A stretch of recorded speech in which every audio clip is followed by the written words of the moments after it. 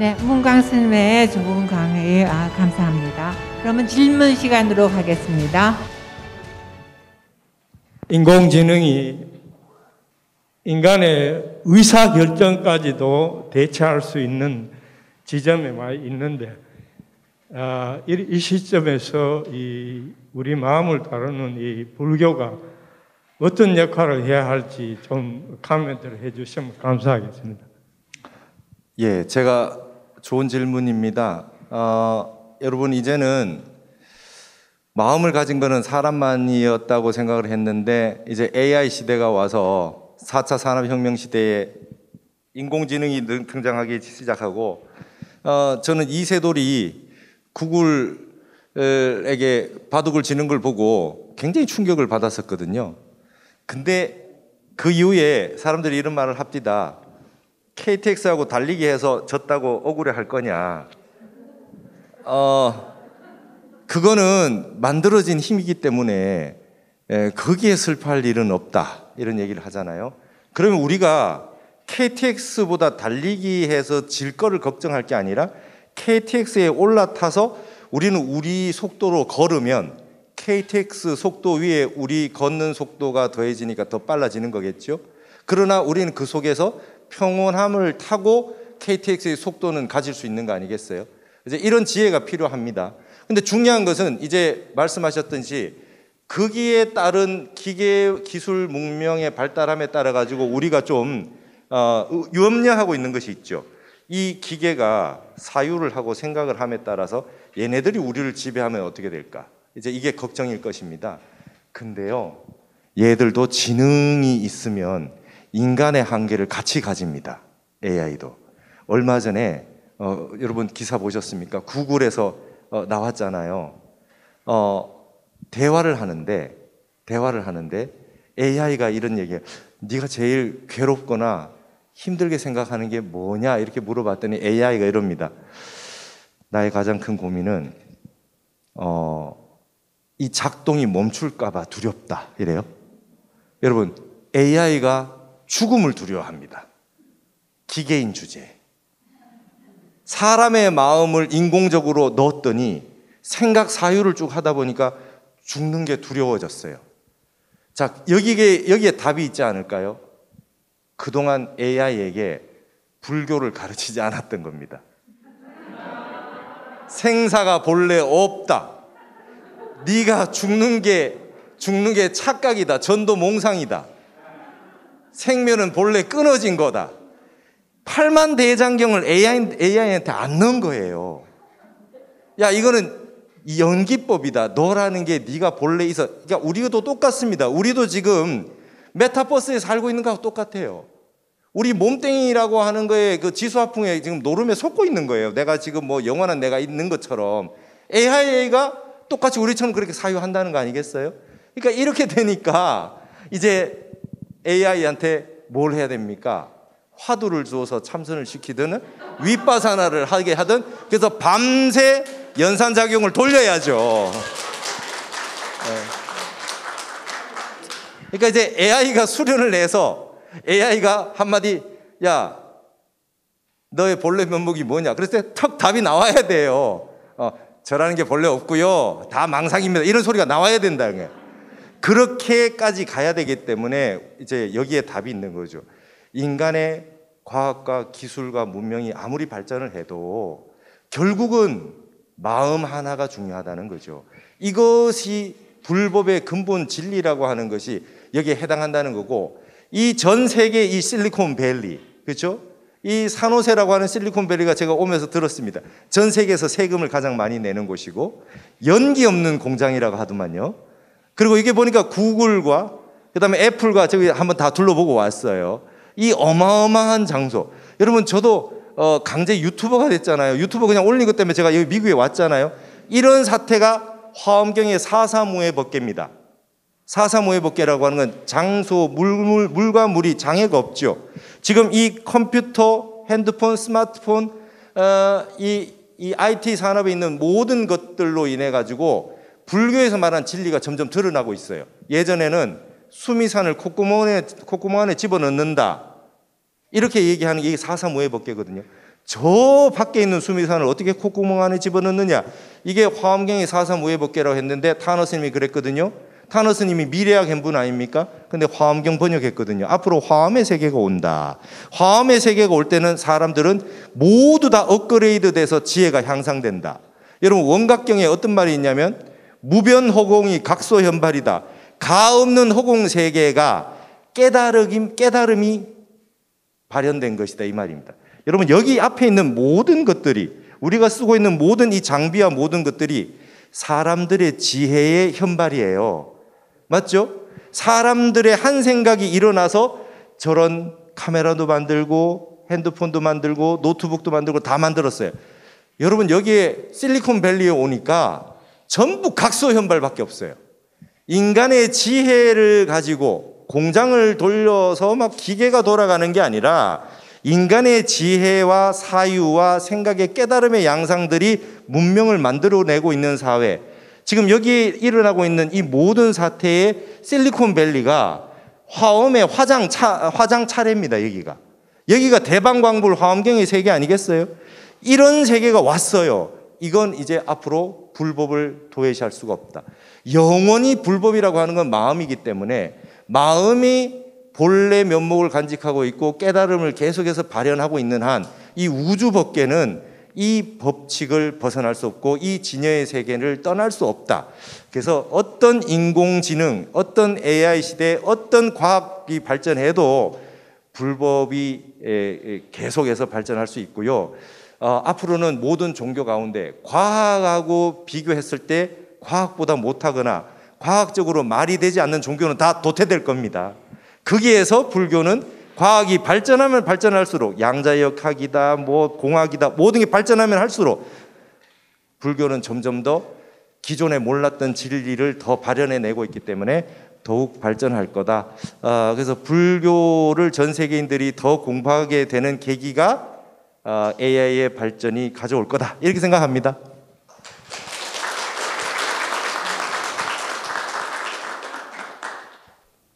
스님 반갑습니다. 저기 몬트레이에서 온 백승봉이라고 하고요. 오늘 강연 말씀 귀하게 잘 들었습니다. 여쭈고 싶은 건 두 가지가 있는데요. 첫 번째는 저희 한국 사람들, 한민족이 그렇게 우수하면 가장 뼈아픈 이 분단은 언제 극복되고 통일은 어떻게 평화롭게 될 수 있을 것인지 그런 것에 대한 그 관점이나 지혜를 좀 주시면 좋겠고요. 두 번째는 요즘 뉴스를 보면 뭐 유럽의 그 기후 재앙 전 지구적으로 실은 모두가 불안을 느낍니다. 뭔가가 좀 잘못되고 있지 않는가. 왜 만년설이 높고 빙하가 다 녹고 불이 나고 기온은 전혀 겪어보지 못한 이상함을 보이는가. 그 불안한데 그 달라이 라마께서는 그 인류가 만년은 그 번영을 누릴 거다 뭐 그런 예지의 말씀도 하셨지만은 지금 일어난 일들은 굉장히 불안하거든요. 미래 한 세대가 우리 인류가 지탱할 수 있을까? 거기에 대한 스님 의견은 어떠신지 좀 알고 싶습니다. 예, 너무 좋은 질문 주셔서 감사합니다. 첫 번째 질문이 우리 통일에 대한 부분이었는데요. 저도 이제 그 부분에 대해서 굉장히 생각이 많습니다. 근데 제가 연구했던 타너 스님이 이렇게 말씀하시더라고요. 사람은 이 지구라고 하는 형태의 자기장에서 벗어날 수가 없다. 지구를 보면 북극과 남극이 있지만 동극과 서극은 없다. 좌극, 우극이라는 건 없다는 거예요. 그러니까 중심축이 남북축에서 북극과 남극이라고 하는 축을 가지고 돌고 있다는 거예요. 이렇게 공전자전을 하고 있다는 거예요. 그래서 앞으로 동서로 갈라진 거, 좌우로 갈라진 거는 쉽게 통합될 거다 이렇게 말씀하십니다. 그거는 원래 극성이 정해져 있는 것이 아니기 때문에. 그러면 이제 우리가 뭐냐면 좌파, 우파, 뭐 좌익, 우익 이런 거요. 이런 거는 오래 가지 않는다는 거예요. 이제 얼마 안 남았다는 얘기입니다. 그 다음에 동서 문명, 동양, 서양 이것도 얼마 남지 않았다. 이제 회통된다는 거예요. 서로 이제 문명이 서로 대화하고 이제 그 서로 관계를 맺어가면서 이제 아주 좋은 방식으로 합일해 나가는 서로의 다양성을 존중하면서 방식으로 변화해 나갈 거다. 그러면서 타나스님이 그랬어요. 동서로 분단된 나라는 빨리 통일된다. 근데 남북으로 돼 있는 나라 중에 마지막 남은 게 이제 한국이에요. 그리고 이제 이 남북으로 돼 있다라고 하는 건 상하 관계잖아요. 상하 관계. 지구촌의 마지막 과제 상황은 상하의 문제라는 거예요. 그러면 이제 빈부격차 같은 걸 겁니다. 빈부격차 같은 것이 가져다 주는 문제가 전 세계적으로 일어나는 난민의 문제 같은 거. 이제 잘 사는 나라가 있고 좀 못 사는 나라가 있는데 난민이 오면 어떻게 할 거냐. 같은 나라 안에서 빈부격차를 어떻게 해소할 거냐. 그 다음에 지금도 상하로 되어 있는 듯한 양상, 인종적인 문제들. 저도 여기에 이제 미국에 와봐서 알겠지만은 많은 인종들이 같이 어우러져 사는데 여전히 상하가 좀 보이잖아요. 이런 부분이 이제 지구촌의 마지막 과제 상황이래요. 북극과 남극은 극성으로 존재하기 때문에 실체가 없고 자성이 없지만 그래도 현실적으로 가장 강력한 모습으로 남아있다는 겁니다. 그래서 한국 역시 통일이 쉽지 않다는 거예요. 타노스님도 그 말씀을 합니다. 통일이 쉽지 않다. 그러나 5선 위기도수라는 게 있다. 이렇게 5선 5명의 신선이 바둑 두는 그런 그 양상으로 역학적으로 설명하는 걸 말씀을 하시죠. 이제 바둑을 두 사람이 바둑을 둡니다. 근데 옆에 네 사람이 훈수를 떠요. 네 사람이 훈수를 뜨고 있어요. 그 바둑을 떠. 이게 우리나라 양상을 그렇게 보는 거예요. 북한과 남한이 같은 민족인데 서로 바둑을 뜨면서 갈라져 가지고 경쟁을 하고 싸우고 있어요. 근데 옆에서 훈수를 떠요. 여기 2명 붙어 있고 여기 2명 붙어 있고. 이쪽에 미국하고 이쪽은 얘 훈수 뜨고 있고 저쪽에 러시아하고 저기는 이제 저쪽에 훈수 뜨고 있고. 근데 두 사람이 바둑이 끝나면 어떻게 될까? 이렇게 얘기해요. 두 사람이 바둑이 끝나면 바둑판이 끝나고 나면 어떻게 될까? 훈수 뜨던 사람은 집에 가야 된다. 그래서 우리에게도 반드시 통일의 순간이 온다. 그러나 한국이 시작하는 자리요 끝나는 자리라 했습니다. 이게 우리가 간방이라 그랬잖아요. 간방은 주역에 물지종시라고 했습니다. 모든 걸 시작하고 끝내는 나라래요. 그래서 우리나라에서 어떤 있는 이 남북 통일이 되는 순간 남과 북이 가지는 문제의 많은 부분이 해소될 수 있다. 그러나 이 전 세계가 가지고 있는 상하 남북의 문제가 아직까지 해결 안 되고 계속된다면 한국의 통일도 굉장히 쉽지는 않다. 그래서 한국이 통일이 돼서 이 세계의 남북 상하의 문제가 해결되는 부분을 많이 해소하는 방식이 됐으면 좋겠죠. 그래서 우리나라부터 그걸 해야 됩니다. 중요한 거는 우리 한국인들이 노력해야 돼요. 이거는 5선 위기도수처럼 훈수 뜨는 사람은 얘들을 계속 바둑판에서 바둑 뜨게 만드는 거죠. 계속 싸우게 만들고 싶겠죠. 우리가 빨리 바둑판을 끝내야 돼요. 그러려면 우리나라 안에서 화합을 해야 됩니다. 종교나 지역이나 뭐 당파나 이런 거 상관없이 빨리 우리나라 안에서 빨리 화합을 해서 우리 스스로 멋지게 무승부로 하든지 아니면 쉽게 그냥 불개패로 하든지 빨리 바둑판을 끝을 내야 된다. 좋은 방식으로. 그래서 우리 한국인에게 가장 주어져 있다고 봅니다. 우리는 매번 외세 때문에 우리 주변에 있는 가장 세계에서 강력한 나라들이 우리 주변에 있지만 그 나라들에 대해 가지고 어떻게 하든 간에 우리 국민들끼리 서로 화합해서 빨리 힘을 모아가지고 우리 스스로 통일하는 방법을 내서 주변에 있는 훈수 뜨는 나라들을 절대 강국들을 우리가 잘 설득해서 통일로 가야 될 거다. 타너 스님이 그런 말씀을 하셨고 저도 그렇게 생각합니다. 그리고 미래에 대한 문제죠. 미래에 대한 문제가 있습니다. 지구촌의 미래라는 게 뭐냐. 그래서 제가 이번에 이 책을 무리를 해서 영어 번역을 해왔습니다. 마지막에 보면 타너 스님이 미래에 대해서 지진에 대해서 어떻게 얘기했는지 그 다음에 미래 세계에 어떻게 대해서 얘기했는지라고 하는 게 나오는데요. 여기에 보면 정역에는 이런 말이 있어요. 이번에 영어로 번역을 했는데 여기에 2007지라고 하는 말이 나옵니다. 그래서 이 2007지 전부 다 여러분 2나 7은 전부 다 불을 뜻합니다. 불. 1육수 2칠화 역학에는 1은 수고요. 이 세상에 모든 게 생겨날 때 물부터 생겨났대요. 생명체가 생길 때. 그 다음에 1과 6은 물이고요. 2와 7은 화인데 2, 7이라고 하는 건 화는 음화를 말합니다. 그래서 이 2라고 하는 숫자는 음이거든요. 지구의 양상에 나타나는 북빙하가 녹는 거에 대해서 타너스님이 예전에 여기 미국에 오신 적이 있었어요. 미국에 오신 적이 있었고 인도를 성지순례 갔던 적이 있었는데 인도 성지순례 가서 룸비니가 네팔 쪽에 있잖아요. 부처님 탄생하셨던 네팔 쪽을 헬기를 타고 이렇게 가다가 KBS 그때 PD분이셨는데 같이 옆에 탔었는데 저 히말라야 산맥이 앞으로 다 녹아 그랬어요. 앞으로 다 녹아. 그러니까 그 PD가 스님 말도 안 되는 소리 하지 마십시오. 그래 잘라버렸대요 얘기를. 근데 스님이 그랬대요. 나는 과학은 잘 몰라. 과학은 잘 몰라. 근데 역학적으로는 정확하게 그렇게 되어 있어. 저게 김일부 선생의 정역이라고 하는 1879년에 계룡산에서 나온 역학이 있어요. 저도 저게 굉장히 궁금했어요. 타너 스님이 저거에 입각해서 미래 예견을 너무 많이 해놓으셔서 공부하지 않을 수 없었어요. 그냥 10년 이상 저 혼자 독학했어요. 그동안 나온 정역책을 다 봤어요. 독학을 해서 과연 타너 스님이 이게 맞게 했는 얘기인지 아닌지 궁금해서 그걸 다 연구해서 박사 논문도 다 쓰고 그렇게 해서 지금 이제 그 연구 부분들을 한참 책으로 내고 있고 하는 중인데요. 저걸 이제 번역을 음화라고 하는 건 잠재한 불이거든요. 여러분 지금 지구는요. 지금 이 얘기를 영어로 써서 이 미국에 있는 많은 사람들에게 전하기 위해서 이 책을 만들어 왔습니다. 지금 지구는 지구 온난화 때문에 북빙하가 녹는 게 아닙니다. 역학에 의하면. 지구가 있는데 태양이 이렇게 비치는데 우리가 스모그가 생겨서 온실효과가 돼가지고 복사열이 바깥으로 못 나가서 지구가 뜨거워져 가지고 지금 지구 온도가 올라가고 있잖아요.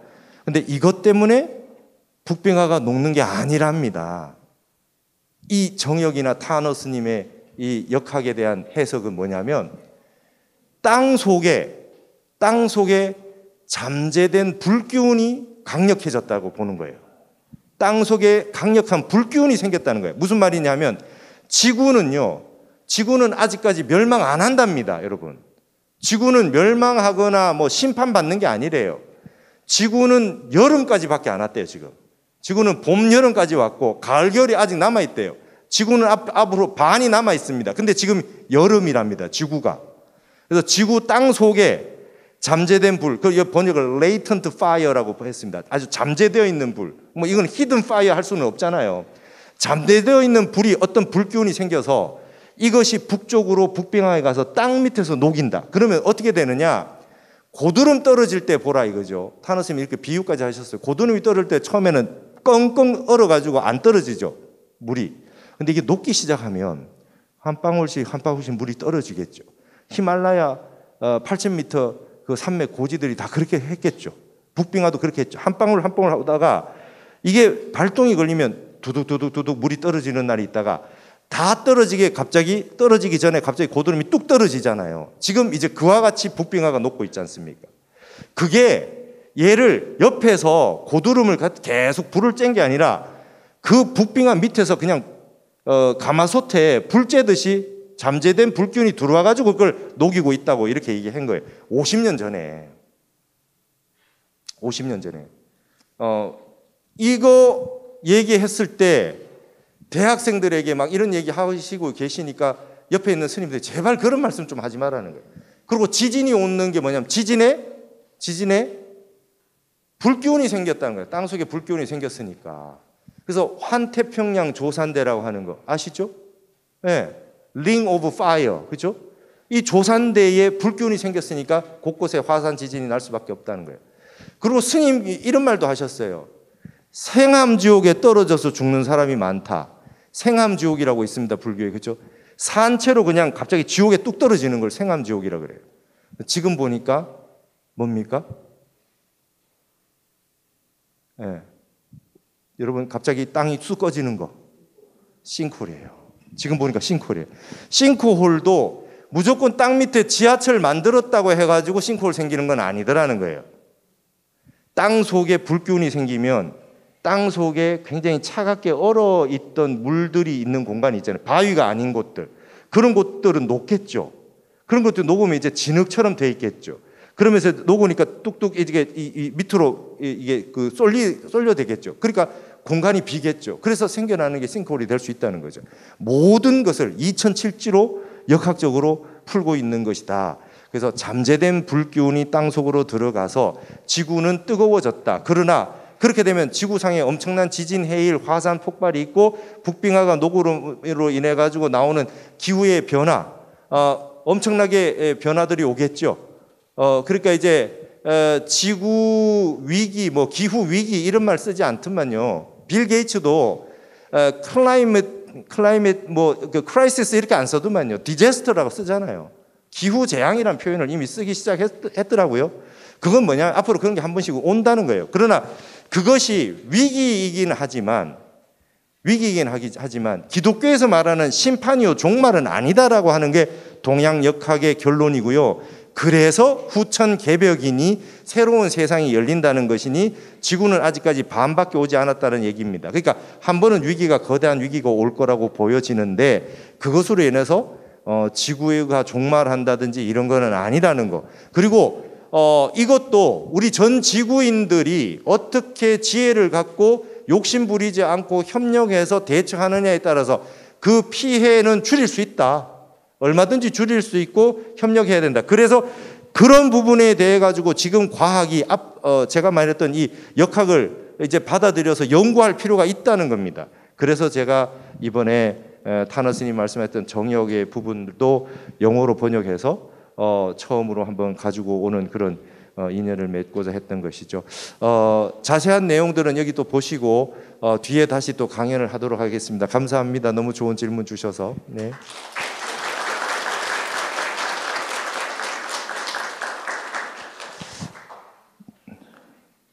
또 혹시 질문 있으면 남북 문제가 지금 한국과 북한 외에 그 양안 관계라고 해서 대만과 중국 문제도 있는데 이번에 또 낸시 펠로시 의장이 그 대만을 방문해가지고 위기가 많이 고조가 됐는데 그 두 나라 간의 문제는 남북 문제로 보시는지 궁금합니다. 네, 확실히 우리 미국에 계신 우리 교민 여러분들은 우리 한국 문제가 가장 관심이 많으신 것 같아요. 남북 분단 문제가 관심이 많으시고 앞으로 이걸 어떻게 해결할 거며 이게 어떻게 될 거냐가 중요하다. 그다음에 이제 중국과 대만과의 문제가 우리하고도 굉장히 중요하니까 그런 얘기를 많이 하실 것 같은데 저는 사실 이제 그 부분에 대해서는 자세히는 알지 못합니다. 자세히 알지 못하고 그걸 어떻게 이 하나를 이렇게 예측을 할 수 있겠습니까? 이제 보통 보면 이렇게 얘기할 수 있죠. 과거는 단수이나 미래는 복수다. 미래에 대한 예견은 정확하게 딱 집어서 할 수 있는 것은 아무도 없다. 하나님도 못한다. 부처님도 못한다. 왜 그러냐면 우리가 오늘 이렇게 만나기로 약속을 했고 내일 또 만나기로 약속을 할 수 있지만 내일 만날 확률이 약속을 했다고 해서 100% 있는 것은 없거든요. 왜냐하면 인연법, 연기법에 의해서 한 분이라도 조금의 그 인연이 바뀌어가지고 변화가 와서 저기를 못할 약속을 지키지 못하는 상황이 생길 수 있지 않습니까? 그래서 미래에 대해서는 뭐 이렇게 정략적으로 이렇게 딱 결정적으로 돼 있다라고 하는 건 없죠. 없는데 우리에게 가장 중요한 건 이제 중국 문제일 겁니다. 중국이 이제 앞으로 어떻게 되느냐에 따라서 우리가 굉장히 큰 이게 달려 있을 거라고 보는데요. 지금 이제 뭐 양한 문제 이런 부분은 이제 중국 내부에도 굉장히 많은 문제가 앞으로 생겨날 겁니다. 중국도 경제가 발전하면 반드시 이제 민주, 인권 이런 문제가 생겨날 수밖에 없을 거고요. 그다음 거기에 나오는 부분들을 어떻게 대처하느냐가 중요하겠죠. 제가 중국에 가본 느낌은 이런 거였습니다. 전 세계가 거치는 과정이 있었어요. 그러니까 민주화가 되고 사람의 인권의 문제가 되고 난 다음에 우리 전 세계는 이제 정보화라고 하는 것이 이제 확정됐잖아요. 근데 중국은 아직까지 그것이 되기 전에 이 정보라고 하는 것이 다 받아들여진 거죠. 그러니까 사람에 대한 인권과 프라이버시나 이런 모든 부분들이 완벽하게 지켜지는 그런 것들이 운동이 일어난 뒤에 이런 것들을 정보로 다 통합해서 하는 형태가 되면 좋은데 그러지 않아야 할 경우에는 이 전체적으로 이걸 관리하게 되는 때 생겨나는 문제점이 있을 수 있지 않겠습니까? 이제 그런 부분들이 앞으로 계속 문제가 될 가능성이 있는 거죠. 그러면 이제 우리는 이 부분들을 잘 보고 지내야 되는데 한국의 스탠스는 어떻게 취해야 되느냐? 타너 스님은 이런 말씀하십니다. 제가 여기에도 써놨습니다. 책에 가지고 온 책에도 써놨는데요.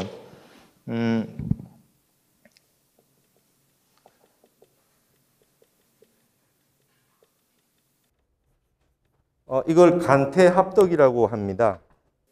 타너 스님은 그러셨어요. 앞으로 중국이 세계적으로 크는 나라이고 한자도 공부해야 되고 중국과 외교도 잘해야 되고 중국과 가까이 지내야 된다라고 말씀하셨지만 간방과 태방이 서로 합의된다. 소남과 소녀의 그 형태. 여기 미국이 태방입니다. 태방. 미국, 유럽이. 그래서 위기에 빠진 한국을 구해주고 이렇게 한 것도 굉장히 미국의 영향이 크고 한국이 우방으로서의 미국의 역할도 굉장히 컸다. 그래서 한국은 미국과의 관계는 절대 나쁘게 가면 안 된다. 미국과의 관계를 잘 유지를 하면서 대신에 중국은 진방이다. 장남의 나라다. 그래서 중국은 항상 대국이 되면 우리나라를 도와주거나 좋게 해주기보다는 괴롭히거나 갑질을 해왔다.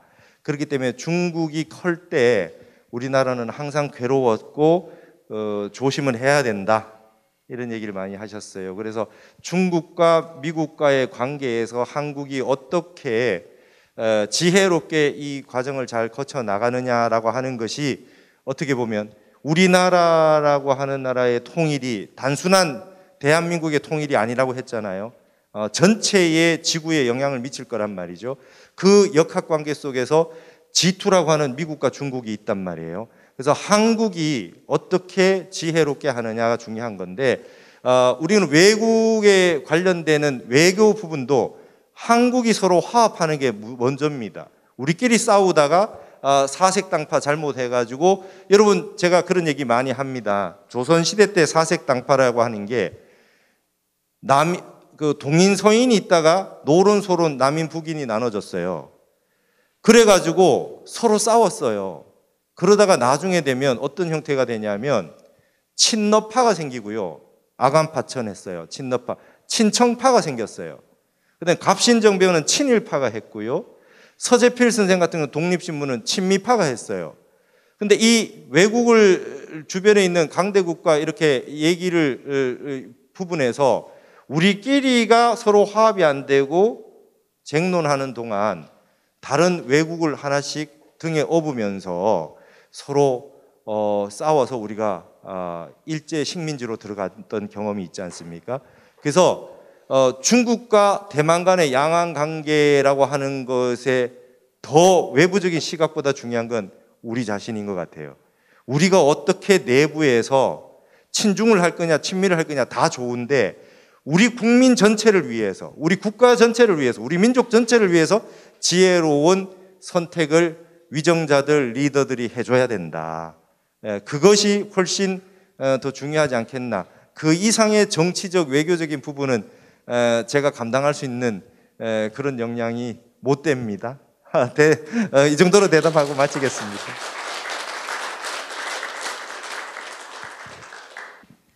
우선 오늘 좋은 말씀 너무 감사드리고요. 이 자리 마련해 주신 관계자분들께 진심으로 감사드립니다. 저는 산호세에 살고 있는 불자 약인이라고 하는데요.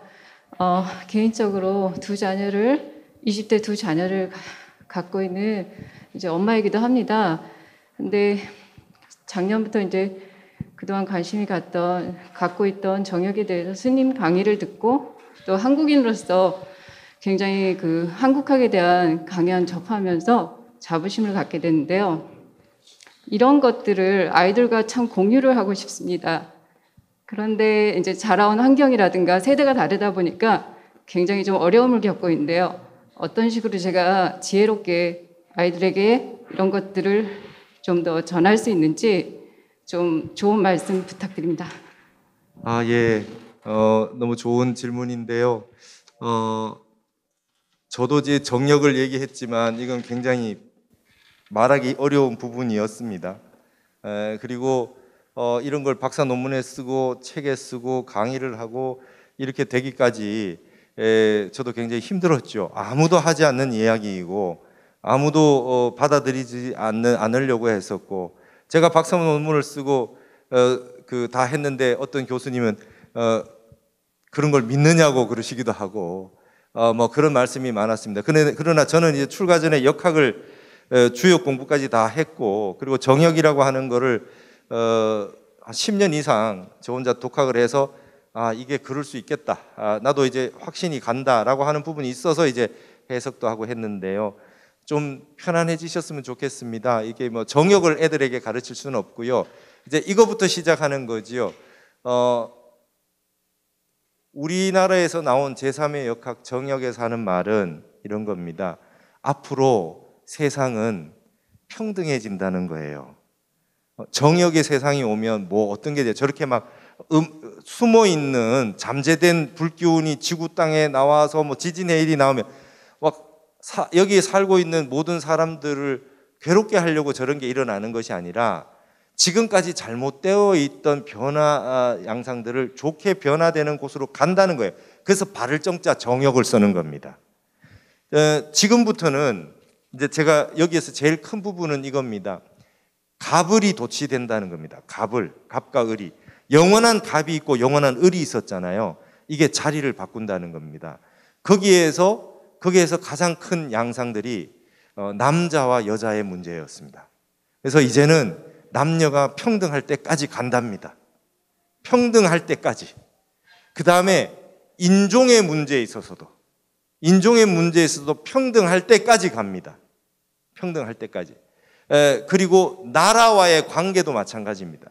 나라도 절대적인 갑이 있고 을이 있다면 이제는 갑이 제대로 된 역할을 하지 못하면 갑과 을이 뒤집어지는 순간이 온다는 겁니다. 이게 정역의 메시지입니다. 그렇기 때문에 근데 내용은 심플하죠. 올바르게 살아라는 거죠. 그리고 지금까지는 발을 정자가 구현되지 않았다는 겁니다. 뭐냐면 윤달이 있고 그 다음에 사이에 있는 사이간자 사이에 있는 사람들이 잘 살았대요. 정말 정통으로 하면 못 사는 사람들이 많이 있고 그 사이에 틈새 시장을 막 공략하는 사람이 잘 사는 사람이 많았다는 거예요. 근데 그것도 꼭 그런 것만은 아니죠. 연기법에 의해서 인과법에 의해서 열심히 잘 사는 사람이 좋은 결과를 갖는 경우가 많이 있는, 이건 당연한 결과고, 대신에 그 사이에서 회색 분자들이 잘 살아서는 안 될 것 같은데 그렇게 잘 사는 사람들도 있더라라고 하는 게 허용되던 세대가 지금까지였대요. 근데 이제는 이 지구상의 거대한 기후의 변화와 이런 양상들이 오고 나서 큰 변화가 오면서 지구 전체에 어떤 움직임이 있고 난 이후에는 올바르지 않으면 살기가 어려워진답니다. 근데 그게 이제 화엄의 세계거든요. 근데 그 화엄의 세계가 물질 문명으로 생기면서는 기계가 발달됐어요. 여러분, 옛날보다요, 대한민국도 그래요. 옛날보다 청문회를 통과하지 못하는 분들이 많아졌어요. 그러면 옛날 사람들은 잘 살았고 지금 사람은 영원히 못 사는데 올바르게 못 하는데 그러냐? 그게 아니고요. 옛날보다 이제 4.3 후의 법계가 화엄이 열려가지고 거짓말을 못하게 된 겁니다. 데이터가 너무나 정확하게 나오는 겁니다. 올바르지 않은, 이 지구에 있는 사람들이 올바르지 못하게 욕심을 막 부리니까 이상하게 반대편에 과학이 발달하고 정보가 발달하면서 이상하게 살던 사람들이 영원히 이상하게 못 살도록 어떤 데이터나 디지털의 어떤 세계가 이걸 보충해 주고 있어서 억지로라도 잘 살아야 되는 쪽으로 가고 있는 게 이게 바로 정보혁명 아닌가 이런 생각이 들어요. 그래서 아이들에게 얘기해 줄 때는 편안하게 얘기해 주시면 될 것 같습니다. 이 앞으로 벌어지는 모든 지구의 변화는 나쁜 곳으로 가는 건 아니다. 결론적으로는. 그러나 중간에 우리 인류가 저질렀던 과보가 있다. 우리가 산과 들을 너무 못 살게 굴었어요. 온 세상에 다리 놓고 턴을 뚫고 그래서 그러잖아요. 게리 스나이더라고 하는 환경 생태학자가 그랬지 않습니까? 모든 존재자들의 회의를 해야 된다. 저 산 터널 하나 뚫을 때 사람 대표 하나, 노루 대표 하나, 청개구리 하나 다 나와서 선거 투표해야 된다. 이거 뚫어도 된다는 거는 동의하는 건 사람밖에 없을 것이다. 모든 존재자들의 회의를 해야 된다. 이 지구는 인간만이 쓰는 것이 아니다. 우리 인간이 그동안 너무 욕심을 부리고 탐욕을 부린 거거든요. 그래서 이 땅이 이렇게 힘들게 된 부분도 있지 않느냐. 그래서 바른 것을 가르쳐주고 바른 것에 대한 설명을 해주고, 그 다음에 한국은 적어도 주변국을 폭력으로 괴롭힌 역사는 없다. 우리가 우리 땅에 들어온 외세의 침략을 우리가 받아내기 위해서 스님도 전쟁터에 나가고 뭐 선비도 나가고 다 해서 이 나라를 지켰는데요. 제가 티베트 불교보다 한국 불교가 낫다라고 얘기하는 게 그겁니다. 우리는 스님들이 나라를 지켰어요. 우리는 스님들이 만약에 일제시대 때 같을 때에 외국에 나가가지고 했다면, 그 큰 스님들이 다 외국에 나가셨다면 전 세계에는 티베트 불교만큼 한국 불교가 유명했을 수 있어요. 그러나 우리나라 모든 스님들은 산중에서 나라를 지키고 끝까지 버티셨어요. 그렇게 해가지고 이 땅을 지키고 임진왜란부터 시작해서 호국불교의 정신으로 나라가 없는데 무슨 불법이 있냐 이렇게 해가지고 끝까지 지켜왔던 역사가 있습니다. 이런 정신으로 살아온 우리나라이고 우리 조상들이 이런 음덕을 베풀어 주셨기 때문에 우리는 앞으로도 미래에 복을 받을 것이다. 그리고 우리는 남을 괴롭히지 않고 평화를 사랑하는 민족으로서 우리나라가 좋은 나라의 힘을 발휘하게 될 때는 틀림없이 이웃 나라에게 좋은 영향을 줄 것이다. 이런 게 정역의 핵심이 아니겠느냐 이렇게 생각을 합니다. 너무 디테일한 부분에 사건 사고 이런 걸로 보면 너무 힘들고요. 여러분 근데 이렇습니다. 복 있는 사람은요, 여기가 굉장히 안 좋은 지역인데 계속 살다가 지진 나는 날 괜히 딴 데 놀러 가고 이러더라고요. 그러니까 여러분 어디가 좋습니까? 어디 가서 살아야 되는 겁니까? 이런 생각하지 말고 그냥 마음 편안하게 매일매일 정진하고 참선하고 내 마음이 흔들리지 않게. 말법 시대에 가장 중요한 건 그거랍니다. 예, 말법 시대는 마음이 흔들리지 않는 사람이 가장 편안하게 살 수 있다. 가장 행복할 수 있다.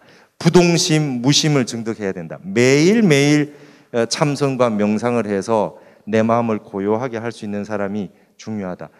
오늘 얘기 중에 그런 얘기가 많았지만 사실 여러분 뉴스에 나오는 얘기는 전부 다 소설같이 보고 만화같이 생각하시고 그거에 뉴스에 끄달려서 너무 흥분하거나 걱정하시지 마시고 내 근본 마음에 변하지 않는 세계를 자꾸 증득해 나가는 방식으로 그렇게 하셨으면 좋겠습니다.